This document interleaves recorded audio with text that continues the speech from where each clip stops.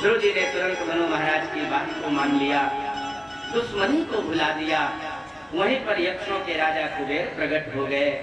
ध्रुव, तुमने बहुत पुरानी दुश्मनी को बड़े कम समय में मित्रता में बदल दिया, इसलिए मैं प्रसन्न हूँ, मांग लो क्या चाहते। ध्रुव जी महाराज ने भक्ति का वरदान प्राप्त किया। 36,000 वर्ष तक अपने राज्य का भोग किया। बाद में अपने पुत्र उत्तल को राजा बनाया और बनाकर के वहां से बद्रिकाश्रम के लिए प्रस्थान किया। अलकनंदा नदी में स्नान करके जहाँ तपस्या करना प्रारंभ करने ही जा रहे थे, उसी समय प्रेमियों आकाश से विमान आता हुआ दिखाई पड़ा। विमान से 2 पार्षद निकले, निकल करके ध्रुव जी को वंदन किया।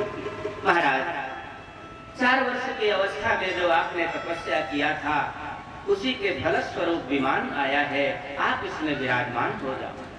जिस समय ध्रुव जी विमान में बैठने लगे, उसी समय एक काला काला पुरुष बड़ा भयानक ध्रुव जी के पास में आया, निवेदन किया, प्रभु यहाँ से कोई भी ये शरीर लेकर नहीं जाता, मुझे स्वीकार जरूर करता है। ध्रुव जी ने कहा, तुम कौन हो? उन्होंने कहा, महाराज मैं मृत्यु देवता हूँ और मृत्यु लोक का मैं मालिक हूँ। मृत्यु लोक से जाने के पहले सभी को मुझे स्वीकार करना पड़ता है। अच्छा, तुम ही मृत्यु देवता हो? जिस मृत्यु देवता से बड़े बड़े ब्रह्मांडिक देवता डरते हैं, काल बलि से सब जगह हारो ब्रह्मादि कहू रोए, तू ही मृत्यु देवता है। आज मैं तुझे ऐसे स्वीकार करने वाला नहीं हूँ। तू मेरे विमान के पास बैठ जा, तेरे सिर में अपना पैर रख करके मैं विमान में बैठूं। ये है प्रेमियों भक्त की महिमा। भक्त कितना प्रभावशाली होता है। जिस मृत्यु के सामने बड़े बड़े ब्रह्मा आदि देवता घुटने टेक देते हैं, आज वही मृत्यु देवता भक्त के सामने अपना सिर नीचे करके और रथ के पास बैठते हैं। ध्रुव जी महाराज अपना पैर का अंगूठा उस मृत्यु देवता के सिर में रखा और जैसे ही रखा, उनका शरीर जो पंचभौतिक था, पंचभूतों से जो शरीर बना हुआ था, प्रेमियों वो समाप्त हो गया। भगवान की सारूप मुक्ति को प्राप्त किया और विमान में बैठ करके परम धाम के लिए प्रस्थान किया। प्रेमियों कुछ ही दूर विमान पहुंचा था, उसी समय ध्रुव जी को अपनी मैया याद आई। अरे पार्षदों, रुको रुको रुको, जरा विमान को रोको। क्यों महाराज, क्या हो गया? कुछ छूट गया? हाँ, मेरी मैया छूट गई। अरे जिस मैया के प्रभाव से, जिस मैया की कृपा करुणा से मैंने इतने बड़े परम पद को प्राप्त किया है, उस मैया को मैं छोड़ करके नहीं जाना चाहता। ध्रुव महाराज के इस मातृ भक्ति को देख करके पार्षद गदगद हो गए और उन्होंने कहा, महाराज जिस माँ की गोद से, जिस माँ की कोख से आप जैसा भक्त बालक पैदा हो, क्या वो मैया कहीं यत्र तत्र रह सकती है? अरे महाराज जरा देखो, ये ऊपर का विमान आपकी मैया का विमान। जहाँ ध्रुव जी महाराज ने ऊपर की तरफ देखा, मैया ने इशारा किया, हाँ बेटा मैं पहुंच रहे हूँ, तू ही पीछे पीछे आ। प्रेमियों, ध्रुव जी बड़ी मस्ती से भगवान का चिंतन करते हुए परम पद को प्राप्त किया। आकाश से देवताओं ने दुनिया भी नगाड़ा बजाया, पुष्पों की वर्षा किया। बोलिए ध्रुव जी महाराज की जय। हमारो धन राधा, श्री राधा श्री राधा, हमारो धन राधा, श्री राधा श्री राधा, हमारो धन राधा, श्री राधा श्री राधा, हमारो धन राधा, श्री राधा श्री राधा, परम धन राधा राधा राधा राधा राधा, परम धन राधा राधा राधा श्री राधा, परम धन राधा राधा राधा राधा राधा, परम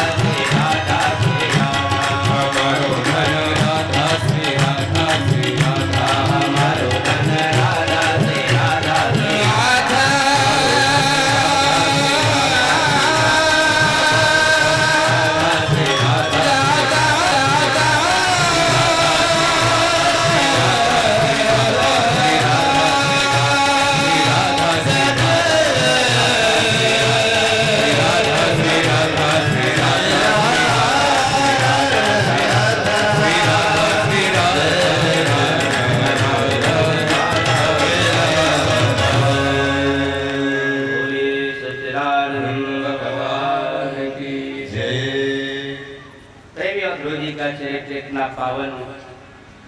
मैत्रेय जी ने कहा, विदुर, इनके चरित्र का वर्णन नारद जी से रहा नहीं गया और प्रचेताओं के यज्ञ में जाकर के वर्णन किया। विदुर जी ने कहा, महाराज ये प्रचेता कौन है, जरा ये भी तो बता दो। मैत्रेय जी ने कहा, ध्रुव जी के वंश में एक बड़े प्रतापी अंग नाम के राजा हुए। इनके कोई संतान नहीं थी।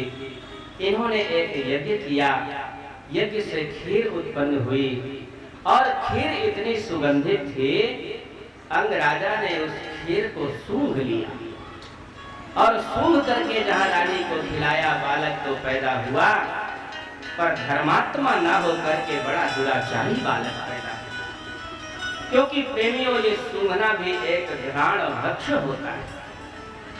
आप पुष्प तोड़ करके लावें, अगर पुष्प को सूंघ लेते हैं तो फिर वो भगवान को चढ़ाने लायक नहीं रह पाएगा। आज राजा अंग ने खीर को सूंघ लिया, सूंघने से उसमें दोष आ गया। रानी को खिलाया, रानी के बालक पैदा हुआ, लेकिन वो सतोगुणी ना होकर के बड़ा दुर्गुणी बालक पैदा हुआ। इसका नाम बेन हुआ। जिस समय प्रेमियों बेन युवावस्था में आया, नाना प्रकार के उपद्रव करने लगा। चारों तरफ से राजा के पास उलहना आने लगा। राजा को बड़ा कष्ट हुआ। प्रेमियों, अगर संतान नहीं होती तो इतना कष्ट होता है कि मेरे संतान नहीं है, और संतान होने के बाद अगर वो दुराचारी निकल जाए, दुष्ट निकल जाए, तो जीवन भर रोना पड़ता है। अंग राजा को आज वैराग्य हो गया और मानो भगवान की बड़ी कृपा का अनुभव करते हुए रात्रि के समय अपनी पत्नी और पुत्र को छोड़ करके अंग राजा वहां से जंगल में चले गए और जाकर के भगवान की तपस्या किया। प्रेमियों, ये बेन जिस समय अंग राजा को बहुत खोज कराया गया, राजा नहीं मिला। ब्राह्मणों ने विचार किया किसको राजा बनाया जाए। पुत्र के रहते दूसरे को बनाया नहीं जा सकता। बेन को राजा बनाया गया, पर इसको राजा बनाना उसी प्रकार की भूल हुई जैसे सर्प को दूध पिलाना। प्रेमियों, सर्प को दूध पिलाने से उसका जहर कम नहीं होता, बल्कि और बढ़ जाता है। एक तो स्वयं ये दुष्ट था, राजा बनने के बाद और दुष्ट हो गया। रथ में नगाड़ा रखवा लिया, चारों तरफ ढिंढोरा पीटने लगा। न यष्टाभ्यम न दातव्यम न होतव्यम द्विजात्वचित इति न्यवादयत् धर्मं भेरी घोषेण सर्वसः। अरे भाइयों, मेरे राज्य में ना कोई यज्ञ कर सकता है, ना कोई दान कर सकता है, ना कोई पूजा कर सकता है, ना कोई भक्ति कर सकता है। अब बताओ, चारों तरफ ये ढिंढोरा पीटने लगा, यज्ञों का होना बंद हो गया, पूजा पाठ बंद हो गया। ऋषियों ने, ब्राह्मणों ने सोचा जिस राज्य में धर्म के कार्य नहीं होते उस राज्य का विनाश हो जाता है। चलो चल करके बेन को समझाया जाए। ब्राह्मणों ने समझाने का बहुत प्रयास किया, लेकिन भैया मूर्ख हृदय न चेत चाहे गुरु मिले बिरंचित। बड़ा मूर्ख था। उनके सामने भगवान की निंदा करने लगा। अरे कौन सा भगवान, किसकी भगवान? प्रजा का सबसे बड़ा भगवान राजा होता है, इसलिए जिसको जो कुछ पूजा करना हो ला करके मेरे चरणों में अर्पण करे।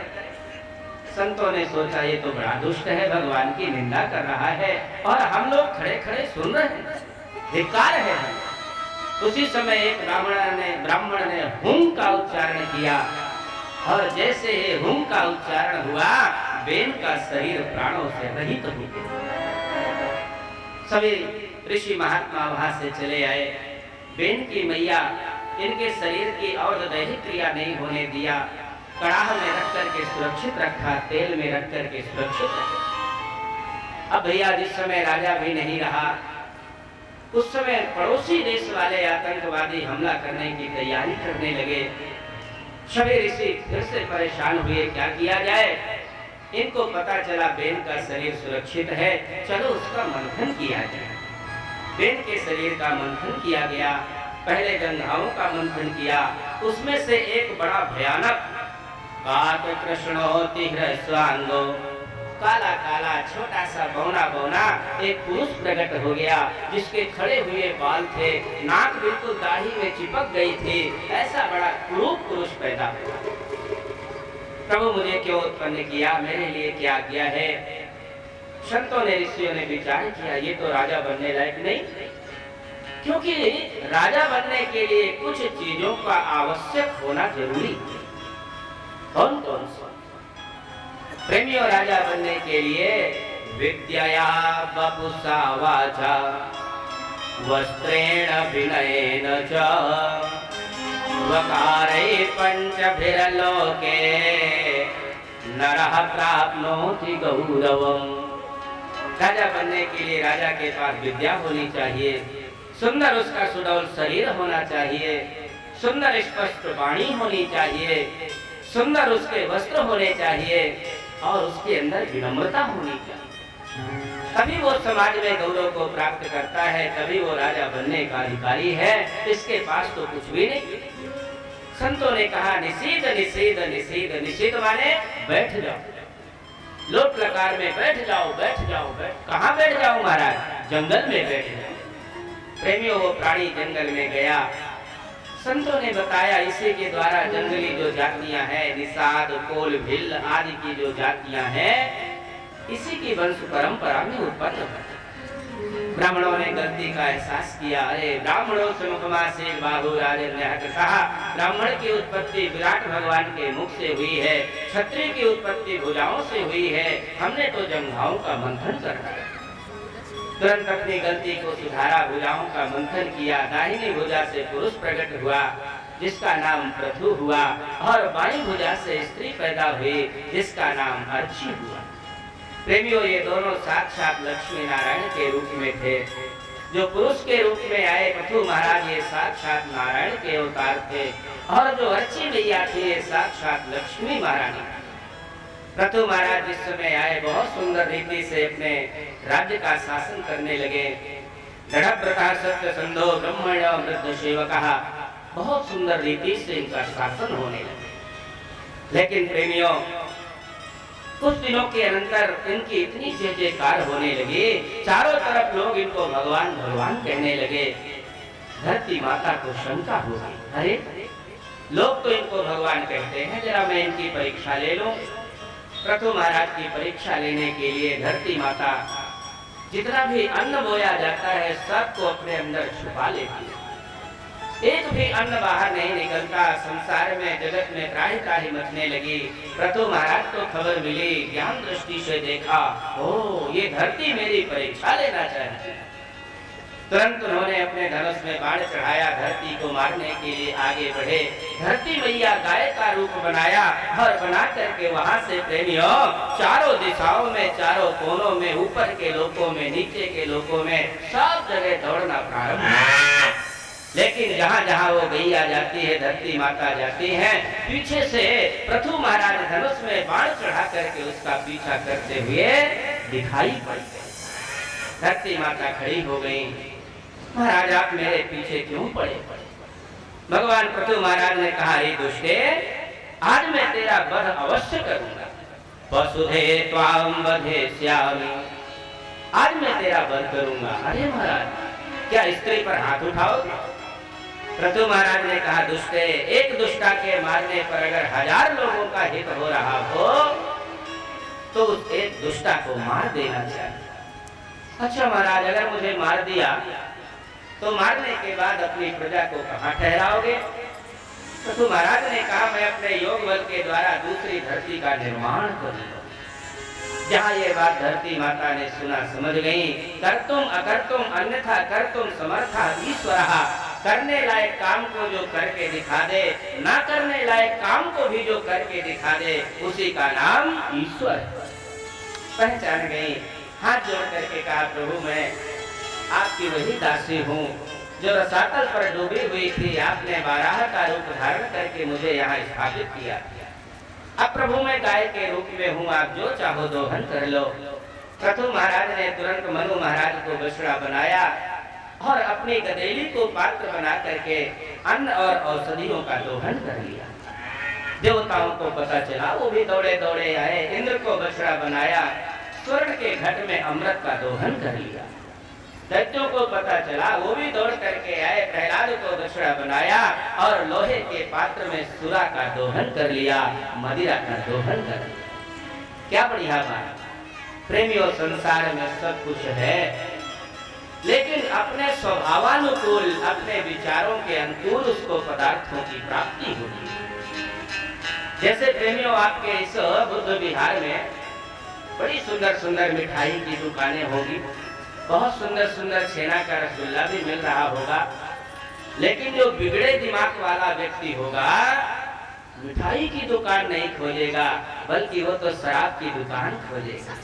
कहीं मधुशाला मिल जाए, शराब पीने को मिल जाए तो मेरा जीवन धन्य हो जाए।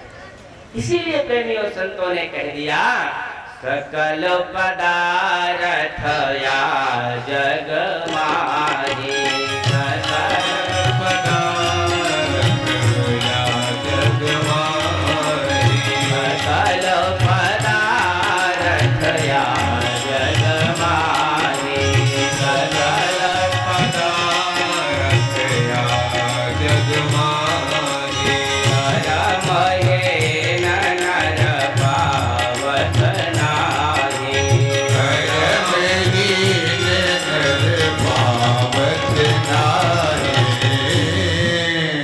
प्रेमियों, प्रभु महाराज बहुत सुंदर रीति से धरती को पुनः स्थापित किया और स्थापित करने के बाद जिस समय देखा प्रजा सुखी है, नाना प्रकार के यज्ञ करना प्रारंभ किया। 99 यज्ञ प्रभु महाराज के पूरे हुए, 100वां यज्ञ प्रारंभ हुआ। इंद्र के पेट में खलबली मच गई। अश्वमेध यज्ञ का घोड़ा खोल करके वो जाने लगा। उसी समय प्रभु महाराज ने देखा यज्ञ का घोड़ा चला गया। तुरंत उन्होंने धनुष में बाण चढ़ा करके मारना चाहा। आचार्य जी ने रोक लिया, नहीं महाराज, यजमान को अहिंसा व्रती होना चाहिए। प्रभु महाराज तो निष्काम भाव से यज्ञ कर रहे थे। उन्होंने कहा, महाराज चाहे 99 यज्ञ हो चाहे 100 यज्ञ हो, मुझे कोई स्वर्ग की कामना तो है नहीं, आप यज्ञ की पूर्णाहुति करा। जिस समय प्रेमियों यज्ञ की पूर्णाहुति हुई, नारायण भगवान यज्ञ में प्रकट हो गए। अरे प्रभु, मान लो क्या चाहते हो। प्रभु महाराज ने बहुत सुंदर वरदान मांगा। उन्होंने कहा, प्रभु न कामये नाथ तदप्यहं क्वचिन्, न यत्र युष्म चरणाम्बुजासवः, महत्तमान्त हृदयान्मुखच्युतो विधस्वकर्णायुतये समे वरः। प्रभु, इन 2 कानों से आपकी कथा सुनने में संतुष्टि नहीं होती, अतः कृपा करके मुझे 10,000 कान प्रदान कर दीजिए, अथवा इन 2 कानों में 10,000 कानों के बराबर सामर्थ्य प्रदान कर दीजिए, ताकि मैं 10,000 कर्णों से आपकी कथा सुनूं और आनंद को प्राप्त करूं। ये है प्रेमियों कथा के रसिक श्रोता। कथा का जो रसिक श्रोता होता है, कभी ये नहीं सोचता कि कथा विराम ले, बल्कि जो कथा का रसिक श्रोता नहीं होता वो बार बार घड़ी देखता है, अरे बहुत समय हो गया, अभी तक कथा चल रही है, कब बंद हो। राम कथा जे सुनत अघाही, रस विशेष जाना तिन नाही। इसलिए प्रेमियों, भगवान की कथा से तृप्त नहीं होना चाहिए। बहुत सुंदर रीति से भगवान पृथु को वरदान देकर के अंतर्हित हो गए। बोलिए सच्चिदानंद भगवान की जय। इन्हीं के वंश में प्रेमियों एक प्राचीन वरही नाम का राजा हुआ। बहुत बड़ा कर्मकांडी था।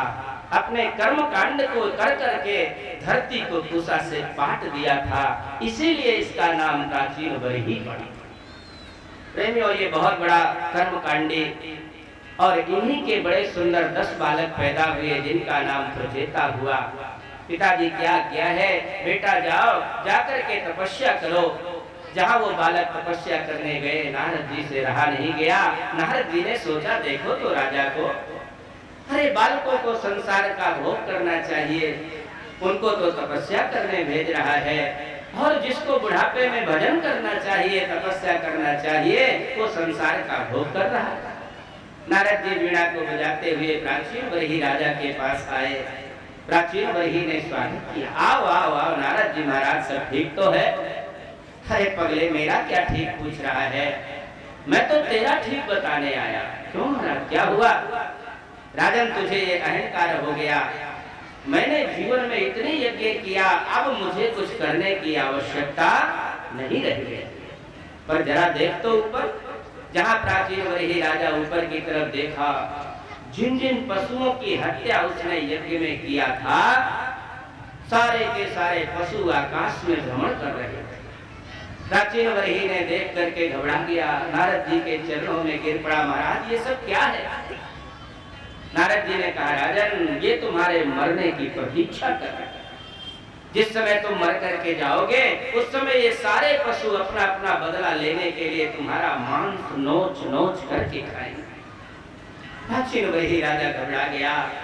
प्रभु, मेरे लिए कोई उपदेश करो, मुझे कोई ऐसा रास्ता बताओ कि मेरा ये जो भय है, जो मृत्यु का भय, समाप्त हो जाए। नारद जी ने कहा, मैं इसीलिए तो आया हूं, ध्यान दे करके सुनो। नारद जी ने बड़ा सुंदर प्रेमियों पुरंजनोपाख्यान सुना। पुरंजनोपाख्यान बड़ा ही आध्यात्मिक है, विषय इसका बड़ा मार्मिक है। थोड़ा मन बुद्धि को एकाग्र करके सुनना पड़ेगा। मात्र 10 मिनट की कथा है। आसे पुरंजनो नाम राजा राजन बृहच्छ्रवाः, अभिज्ञात नामासे सखा विज्ञात चेष्टितः। प्रेमियों, एक पुरंजन था और उसका एक मित्र था। पुरंजन और उसका एक मित्र दोनों भ्रमण करने के लिए आए। नाना प्रकार की तलहटियों में, नाना प्रकार के जंगलों में, नाना प्रकार के नगरों में, सब जगह घूमे, लेकिन उस पुरंजन को कोई भी नगर पसंद नहीं आया। घूमते फिरते प्रेमियों जिस समय उत्तर की तरफ आए, वहां पर एक बड़ा सुंदर नगर था। इस नगर में बड़े सुंदर सुंदर 9 दरवाजे थे और नगर के बाहर एक 5 घड़ा वाला सर्प बैठा हुआ। जहां उस पुरंजन ने इस नगर को देखा, उस नगर में रहने के लिए इसका मन लुभा गया। अपने मित्र के साथ में आया, नगर को चारों तरफ से घूम टहल करके देखा और देख करके जहां नगर के अंदर प्रवेश किया, वहां पर एक बड़ी सुंदर स्त्री बैठी। स्त्री का रूप लावण्य देख करके पुरंजन उस स्त्री के रूप में लुभा गया। हाथ जोड़ करके कहा, देवी का त्वं कंज फला साक्षी कस्यासीह कुतः सती इमामुपपुरीं भीरो किं चिकीर्षसि संसनः। अरे देवी, कमल के समान नेत्रों वाली तुम कौन हो? यहाँ किस इच्छा से बैठी है? उस स्त्री ने कहा, महाराज, मैं कौन हूँ, कहाँ से आई हूँ, ये तो मुझे भी नहीं मालूम, पर इतना जरूर जानती हूँ, मैं स्त्री जाति वाली हूँ और अभी तक मेरा विवाह नहीं हुआ। राजा का पुरंजन तो लुभा ही गया था। देवी, मुझसे अच्छा लड़का तुझे कहाँ मिलेगा? हो ना हो हमारा तुम्हारा विवाह हो जाए, बहुत बढ़िया। प्रेमियों, पुरंजन का विवाह उस स्त्री से हो गया। बहुत दिनों तक पुरंजन उस नगर में रहा। इतना मतवाला हो गया कि भैया सब कुछ भूल गया, अपने मित्र को भी भूल गया। सुंदर उसके लड़के पैदा हुए, लड़कियां पैदा हुई, किसी का मुंडन, किसी का छेदन, किसी का जनेऊ, इसी में मस्त हो गया, अपने स्वरूप को भूल गया। और जिस समय अपने स्वरूप को भूल गया, मरने का समय आया, पुरंजन स्त्री का चिंतन करता हुआ मरा। स्त्री पुरंजन का